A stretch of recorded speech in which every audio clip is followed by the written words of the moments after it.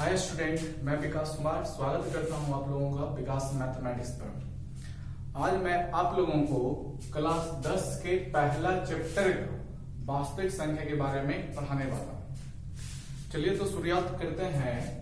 तो पहले हम लोग ये देख लेते हैं संख्या के बारे में थोड़ा सा कुछ।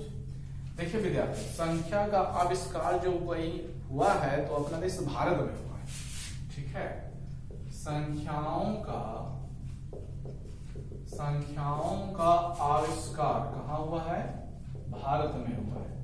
संख्याओं का आविष्कार भारत में हुआ है। बोला जाता है संख्या किसे कहते हैं? तो संख्या कोई किसी भी अंक को आपस में संयोग करने से जो प्राप्त कोई नया मान होता है उसी को संख्या कहते हैं। संख्या का निर्माण कहां से होता है? तो अंकों से होता है। और अंकों की संख्या कितनी है? तो अंकों की संख्या 10 है। अंकों की संख्या 10 है। अब ये 10 कौन कौन सी संख्या है जो देख लेते हैं।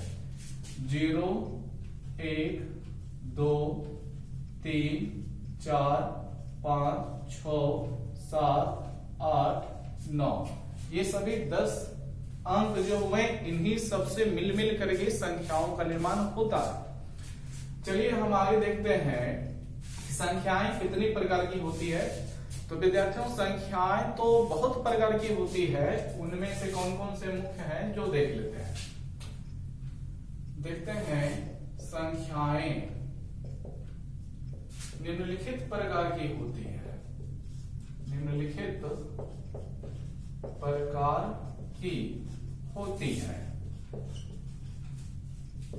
देखिएगा, पहला हम जो लेते हैं प्राकृत संख्या का नाम सुने होंगे।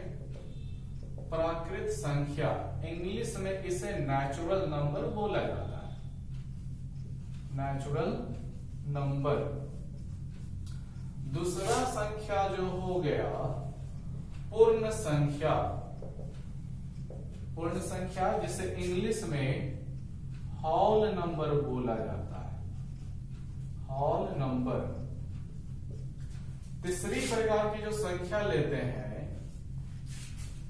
वो हम लोगों का पूर्णांक संख्या है। पूर्णांक संख्या जिसे इंग्लिश में बोला जाता है इंटीग्रल नंबर। Integral number. चौथी जो हमारा आएगा परिमेय संख्या। परिमेय संख्या जैसे इंग्लिश में बोला गया रैशनल नंबर। और भी देखते हैं अपरिमेय संख्या।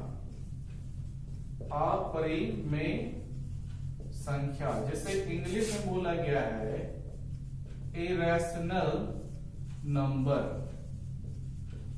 और देखते हैं तो फिर इसके बाद वास्तविक संख्या। वास्तविक संख्या जो कि हम लोगों को इस चैप्टर में पढ़ना भी है। इंग्लिश में बोला जाता है रियल नंबर। और आगे देखते हैं तो वास्तविक हुआ तो इसके बाद आता है आपका अवास्तविक। अवास्तविक या इसी को बोला जाता है काल्पनिक संख्या जिसे इंग्लिश में कहते हैं इमेजिनरी। Imaginary number.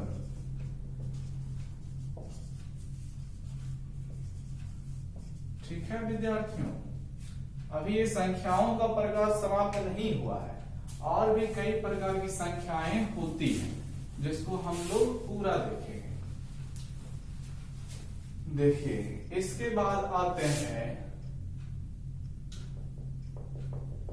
भाज्य संख्याएं। सॉरी, भाज्य संख्या से पहले देख लेते हैं सम संख्या। सम संख्या इंग्लिश में बोला जाता है इवन नंबर। इसी का विपरीत आता है विषम संख्या जिसे इंग्लिश में बोला जाता है ओड नंबर। और इसके बाद हम लोग देख लेते हैं भाज्य संख्या, भाज्य संख्या या इसी को बोला जाता है यौगिक संख्या, यौगिक संख्या। इंग्लिश में है इसका विद्यार्थियों कंपोजिट नंबर, कंपोजिट नंबर। भाज्य के बाद आ जाता है आपका अभाज्य संख्या। अभाज्य बोलिए, ये किसी को रूढ़ संख्या भी बोला जाता है, जिसे इंग्लिश में प्राइम नंबर कहते हैं। ठीक है, उसके बाद देखिए अभाज्य से ही बनता है सह अभाज्य संख्या, सह अभाज्य संख्या। इसको इंग्लिश में को प्राइम नंबर बोलते हैं, को प्राइम नंबर। चूंकि इसका जो विकास हुआ है अभाज्य संख्या से ही हुआ है, तो इसमें भी प्राइम लग जाता है। संख्याएं और भी प्रकार की होती है, जैसे आपका हो गया भिन्न संख्या, दशमलव संख्या। ठीक है, देख लेते हैं उसको भी। भिन्न संख्या इंग्लिश में बोलते हैं फ्रैक्शन, फ्रैक्शन नंबर। फिर इसके बाद ले सकते हैं दशमलव संख्या, दशमलव संख्या इंग्लिश होता है डेसिमल नंबर, डेसिमल नंबर। ठीक है विद्यार्थियों, और भी छोटे बहुत संख्याएं हो सकती है। ठीक है, तो हम लोगों को मुख्य रूप से जो है इन सभी संख्याओं को अभी थ्योरी में पढ़ना है। उसके बाद ही हम लोग थ्योरी जब पढ़िएगा तो पता चल जाएगा कि इस चैप्टर का पूरा सारांश जो है थ्योरी में ही क्लियर हो गया। चलिए देखते हैं हम लोग पहला प्राकृत संख्या के बारे में। प्राकृत संख्या देखिए, पढ़ना तो मुख्य रूप से हम लोगों को है इस चैप्टर में वास्तविक संख्या, लेकिन वास्तविक संख्या तभी आपको पूरी तरह से क्लियर हो पाएगा जब उससे जुड़ा हुआ वास्तविक संख्या से जुड़ा हुआ प्राकृत संख्या, पूर्ण संख्या, परिमेय, अपरिमेय सब क्लियर है। ठीक है विद्यार्थियों, तो हमको देखना ही पड़ेगा। प्राकृत संख्या यानी नेचुरल नंबर, ये नहीं जानिएगा तो केवल वास्तविक संख्या पढ़ करके आपको रटना फिर पड़ जाएगा। प्राकृत संख्या कैसे कहते हैं? तो प्राकृत संख्या कोई खास नहीं है, बस आप लोग काउंटिंग में जितने भी संख्याओं का यूज करते होंगे, काउंटिंग यानी गिनती में, गिनती की संख्या को ही प्राकृत संख्या कहा गया। गिनती का मतलब जैसे कुछ भी गिनना होता है 1 2 3 4 5। ठीक है, तो ये 1 2 3 4 5 जो आप गिन रहे हैं ये सब प्राकृत संख्या होता है। तो इसका परिभाषा बनता है गिनती की संख्या को, ठीक है, प्राकृत संख्या कहते हैं। गिनती की संख्या को प्राकृत संख्या कहते हैं। अब इसका एग्जाम्पल क्या होगा? तो कंफ्यूज आए नहीं, आप लोग खुद सोचिए कि गिनती का स्टार्ट कहां से किसी भी चीज को करते हैं। तो आप कहीं भी विद्यार्थी गिनते हैं तो कुछ भी चीज को गिनते हैं तो गिनती का स्टार्ट 1 से न करते हैं। 1 यानी क्या हुआ? 1 2 3 4 5। तो इसका उदाहरण भी 1 से स्टार्ट होता है। 1 2 3 4 5 6 डॉट डॉट कहां तक आप ले सकते हैं, कहां तक काउंट कर सकते हैं, वहां पर चीजों की संख्या पर निर्भर करती है। ध्यान रखिएगा कि पूछेगा कोई क्या 1.5 प्राकृत संख्या है क्या, तो आप लोग कंफ्यूज नहीं कीजिएगा, उदाहरण में रट्टा नहीं मारिएगा कि उदाहरण में था कि नहीं था। आप लोग बस खुद सोचिए कि 1.5 यानी 1.5 हुआ। कभी भी गिनती में 1.5 का यूज करते हैं क्या? जैसे व्यक्ति को ही गिनना है तो 1 व्यक्ति 2 व्यक्ति ऐसे गिनते हैं कि आप लोग 1 व्यक्ति, हाँ ये 1.5 व्यक्ति, फिर 2 व्यक्ति, फिर 2.5 व्यक्ति, ये सब का गिनती में यूज नहीं किया जाता है। 1.5 2.5 बटे ये सब का यूज नहीं किया जाता है। ठीक है, तो ये मेरा प्राकृत संख्या नहीं होगा। उसी तरह से क्या √2 प्राकृत संख्या है क्या? नहीं है, क्योंकि गिनती में यूज इसका कहां यूज होता है? 1 2 3 4 5 इस तरह से तो चलता है। कहीं पर गिनती गिने हैं कि राम देखिए, देखो राम 1 नंबर पर हुआ, श्याम √2 नंबर पे हुआ, राधा √3 नंबर पे हुई, ऐसा कभी यूज नहीं होता है। ये गिनती संख्या नहीं है, अर्थात ये मेरा प्राकृत संख्या नहीं होगा विद्यार्थियों। ठीक है, आगे देखिए, प्राकृत संख्या के बाद हम लोग चलते हैं पूर्ण संख्या में। चूंकि पूर्ण संख्या जो बना है प्राकृत संख्या से ही बना है। ठीक है, इंग्लिश में इसे बोला जाता है होल नंबर्स। होल नंबर देखिए पूर्ण लग गया, ये भी संख्याएं जो दर्शाएगी प्राकृत संख्या ये भी पूर्ण नहीं है। पूर्ण तब होगा जब इसमें जीरो लग जाएगा। हम लोग देख चुके हैं जीरो अंकों की संख्या जो है 9 10 ही है, जो जीरो से स्टार्ट होकर 9 तक जाता है। जब जीरो लगता है तभी कुछ भी चीज पूर्ण होता है।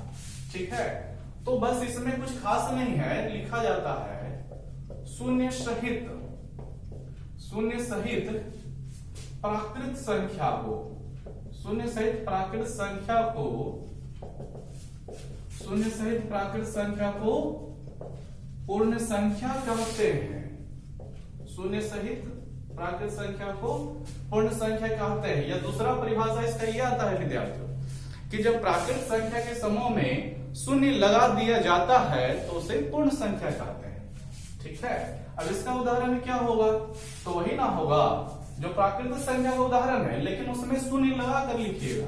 जैसे 0 1 2 3 4 5, कहां तक ले जाइए आप पर निर्भर करता है, अनंत तक ले जाया जा सकता है।